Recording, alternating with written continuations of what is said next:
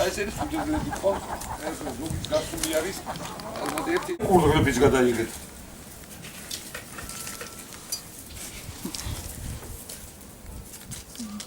მაისის თვეში ის დედალი უკვე დაყრის გოჭებს. ხო და? ეს ხუთი გოჭ გავდი. სადღაც 10 კილომდის და მე კილო არის ხომე 8 ლარი 10 ლარი შაშა ეგრე გავყიდე საახალწლოდ ხუთი გოჭი მიყავდა თვითონ 100 ლარად გავყიდე მე ერთ დავკლავ ხომე სახში საშობაოდ და ერთ კიდე იმ ერთ ღორსაც გავყიდე ხომე და აი ეს ნელა 100 თუ იქია ორ შემთხვევაში სოფელში ვინც ცხოვრობს და ხელს ანძრევს და შრომობს პურის ფული არ უნდა უჭირდეს და არ უნდა იყოს ესეთი გაჭირება რა. მე უყურებ აქ ხალხს და რომ ამდენი წელიწადია ჩვენ თბილისში ვცხოვრობდით 15-20 წელიწადი და ჩამოვედით და ამ ხელა მეურნეობა 3 წელიწადში გავაკეთეთ და ხალხი აქ ბერდება და ამის ნახევარი არ ახავთ არაფერი და ყველაფერს მწვანელს ყიდულობენ და კარტოფილს ყიდულობენ. მე ჩემ იმ 1 გექტარ ფართობში კარტოფილის ის ოღონდ არა მეორე პატარა ბაღში, აი მამამ პაპეული რაც ქონდა ჩვენ იმ ბაღში 25 მეტრში. კარტოფილიც მოვიყვანე, ლობიოც მოვიყვანე საკმარისი ოჯახში და აბსოლუტურად ყველაფერი არაფერზე მე ბაზარში საყლად არ დავდივარ თელი ზამთარი და არ ვიცი რა ვიცი ახლა. იძახიან ჭირს ცხოვრება სოფელში, ჭირს თუ ხელი არ გაანძრია ყველგან ჭირს გინდა სოფელში და გინდა ქალაქში. აი ეს არის ჩემი აზრი. სახელი და გვარი მითხარით თქვენ. ისე ჩალაული გენიჩ. მთელი ოჯახი ცხოვრობდით მეუღლე მეც და ბავშვი თბილისში საკუთარი სახლი ჰქონდა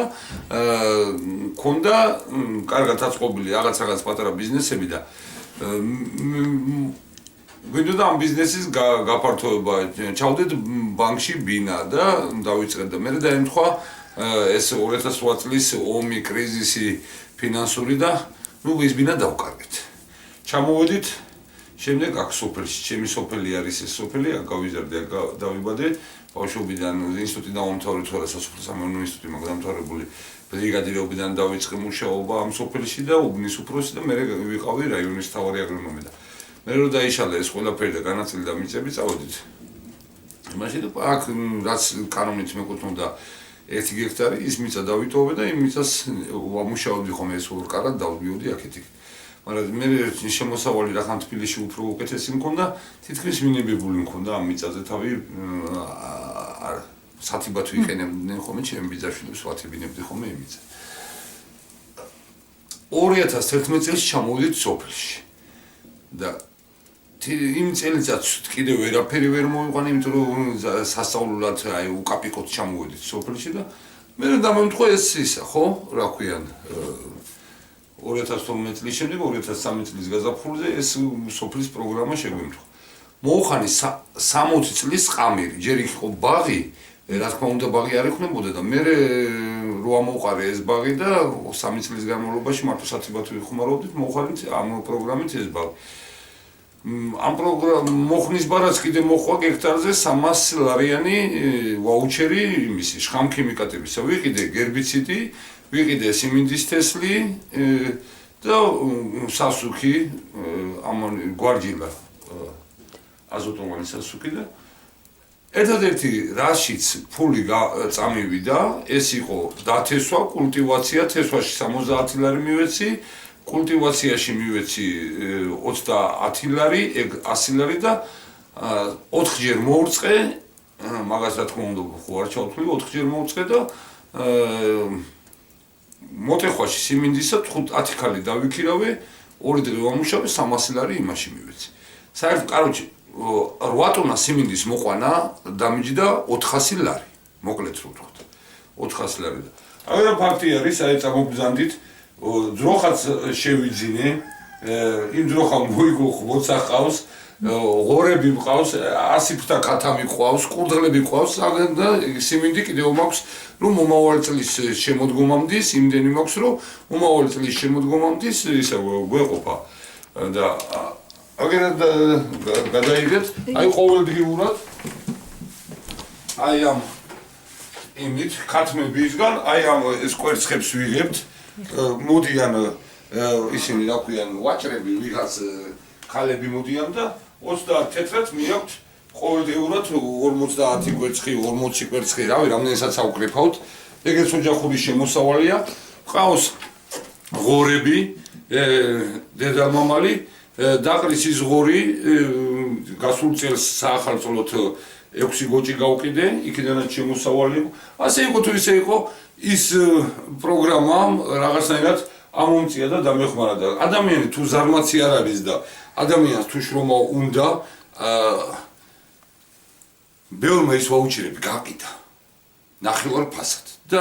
რავი დალევაში და იმაში გამოიყენეს და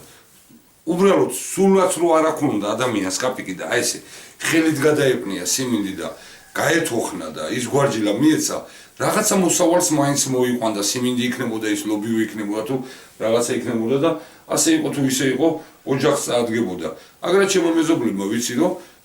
ლობიო დათესეს ხელით გათოხნეს გაჭირებული ოჯახი იყო ის იყო და 10 მეშუკი ლობიო აიღეს და კილო ლობიო გაყიდეს საახალწლო თუ აი ესე ბენგონი ბარბარობას ხო მამა ხო ბარბარობას რო იყიდება ხო ლობიანებზე 4 ხლარად მოვიდნენ აქ ისინი რა ქვიან კლიენტები და ვაჭრები და წაიღეს ანუ ეს ვაუჩერები კარგად ნუ აი თქვი ეხლაც წელს უკვე დათის ხო აღარ არის ის არის მოხნა ეხლა მე უკვე მოვახვნეინე მარტის თვე აპრილის თვე დამზრალდება ეს წვიმიანი ამინდები ისინი ტენით შეივსება შაშან კიდე დამოგვიანდა და მე მგონია რომ წელს იმაზე მე მოსავალს მივიღებ რაც შაშან გვიან წავიდა ეს პროცესი მოხნის პროცესი და ეს როცა უნდა დაწესილიყო აპრილის თვეში 20-ისთვის მე 10-ში მოვხანი და რა თქმა უნდა უფრო გოროხიანი იყო უფრო ის იყო და იმ ხელა მოსავალი ვერ მივიღე და არ ვიცი ამოგდანით ახლა იმ სიმინდი კიდევ განახოთ იმ სიმინდსაც ერთი ამდენი გავყიდე ამ სიმინდისა და ეს რაც მეყოფა ჩემი იმისთვის რა ქვიან მეურნეობისთვის ღორების რო დაუფხნა და დაუფხვა და ქათმებს ვაჭამო და ყურძღელს ვაჭამო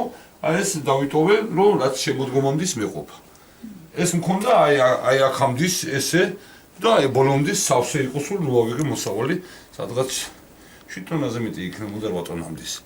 1 ჰექტარზე 8 ტონა ჩვენი ქართული ჯიში არის ქართული კრუგი ჩვენიერი აბა კონდა ერთი მორწვა უბრალოდ ვერ მოვიცალე თორე ამაზე უკეთესი იქნებოდა თავის დროზე დამოგვიანდა